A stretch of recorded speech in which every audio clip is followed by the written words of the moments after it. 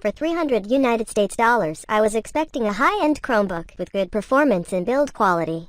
And after my order arrived, well, I got that high-end Chromebook. With good performance and build quality, for a Chromebook, for a product advertised with a metal build, it isn't wrong.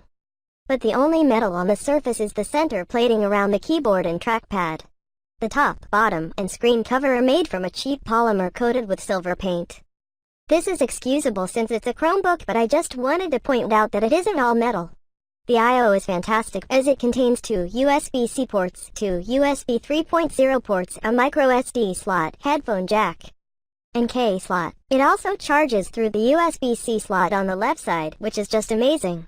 Performance-wise, the device is remarkably better than any sub-$500 Chromebook I've ever used. It contains an SSD, so quick boot-up times in the seconds were expected. The 4 GB of RAM hits a sweet spot in price, performance for light work and multitasking. And the 2.4 GHz CPU was able to keep up with the tasks that I demanded it to accomplish. For media consumption, this device gets the job done. The screen is a 1080p, not sure if 60 Hz, IPS display with adequate color accuracy. For reading articles or looking at photos, the Chromebook does an excellent job. I can't exactly say the same for videos, however, as any video I've watched was defaulted to 720p. I can set it to 1080p, but afterwards the device gets a little slow and toasty. At least 720p isn't an unwatchable resolution. On the notions of productivity, Chromebooks were designed to accomplish this at a low price point.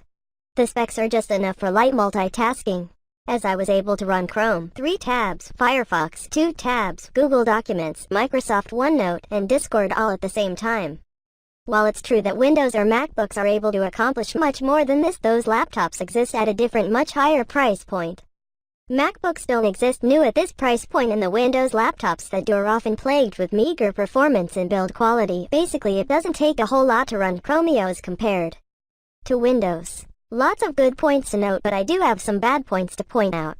First off, the trackpad. The trackpad is just garbage with poor sensitivity, poor tracking, and poor physical touch. The material on the trackpad is glossy plastic and it lacks a matte texture, making it difficult to precisely maneuver the cursor as friction slows your finger down. Chromeos also only has 5 cursor settings, making it difficult to precisely personalize the DPI. Due to this, I had to buy a Bluetooth mouse. Another flaw would be the battery life. Advertised as 14 hours, I actually only got 6 hours off at 50% brightness. 14 hours at 10% brightness is probably what Acer was referring to. Final flaw would be the keyboard.